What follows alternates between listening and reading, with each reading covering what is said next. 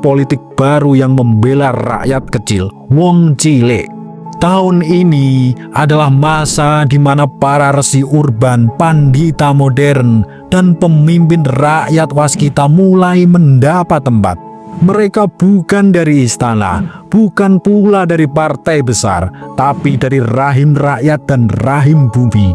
Mereka akan menyatukan kembali ajaran makrifat Jawa, Sunda, Bali, Kalimantan, dan Sumatera, membentuk poros spiritual Nusantara yang sejati.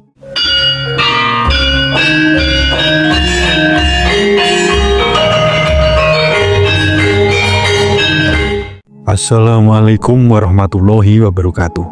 Salam waras-waras wae. Perkenalkan, aku Iki Ki Dalang Beling.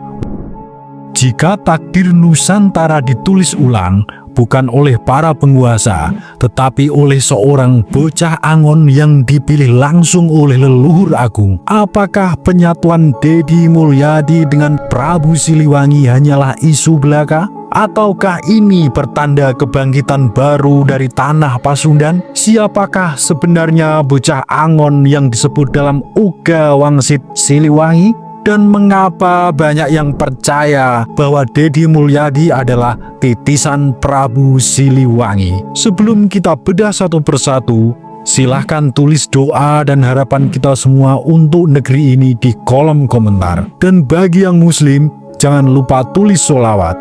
Semoga doa-doa kita semua terkabul. Dalam sudut pandang spiritual, sebenarnya ada peristiwa penyatuan gaib antara Deddy Mulyadi dengan Prabu Siliwangi. Ini bukanlah sekedar cerita mistis belaka, tetapi bagian dari jalannya takdir besar Nusantara. Prabu Siliwangi, Raja Agung dari Pajajaran, merupakan sosok moksa yang dipercaya masih menjaga tatanan spiritual tanah Pasundan. Penyatuannya dengan Deddy Mulyadi, jika ditarik secara spiritual, merupakan bentuk peneguhan bahwa energi leluhur telah memilih seseorang kembali.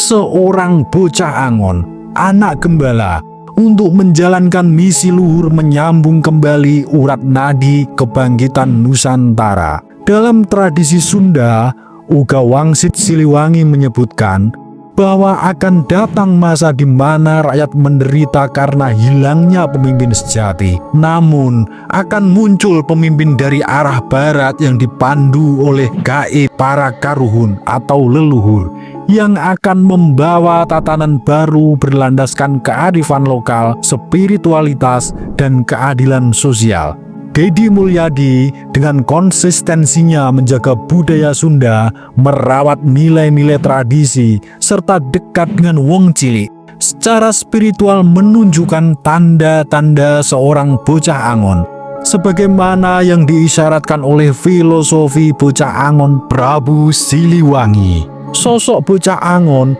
bukan sekedar penggembala, melainkan penjaga dan pembimbing rakyat kecil yang dengan ketekunan dan kerendahan hati mampu memanggil kembali energi leluhur untuk membimbingnya. Seseorang pemimpin yang telah menyelesaikan olah laku tirakat Bopo Angkoso, Ibu Pertiwi. Dan inilah ciri-ciri bocah angon menurut Uga Wangsit Siliwangi. Yang pertama, kemunculannya diawali suara minta tolong dari Gunung Halimun. Suara ini adalah pertanda awal munculnya bocah angon.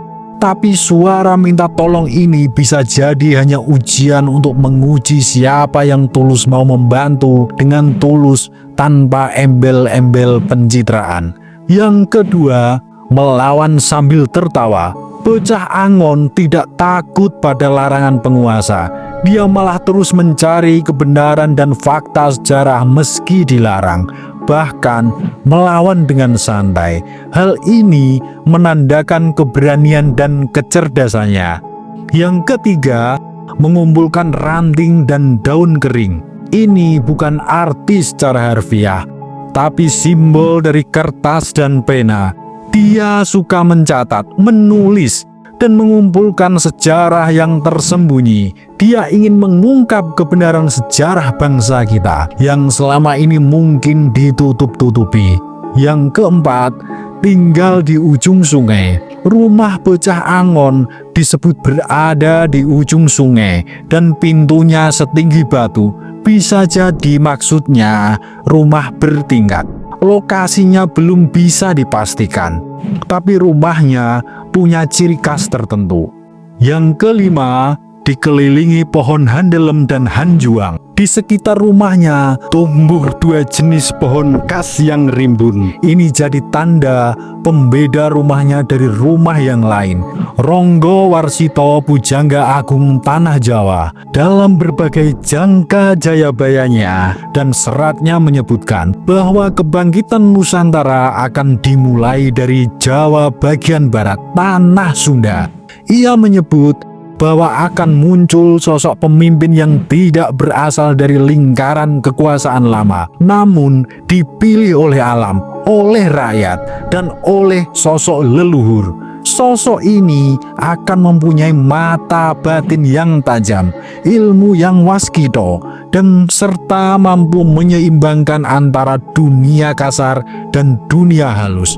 Luwih adil Para Arto, lumuh maring Brono Arto, tanpa sangkan rawuhira, tan ngadu bolo manungso, mung siruloh prajuritnya, tungguling dikir kewolo, mungsuh rerep sirep sirno, yang artinya mempunyai sifat yang adil, tidak tertarik dengan harta benda, bernama Sultan Eru Cakra atau pemimpin yang memiliki wahyu, tidak ketahuan asal kedatangannya, tidak mengandalkan bala bantuan manusia, hanya siruloh prajuritnya, dan senjatanya adalah dikir.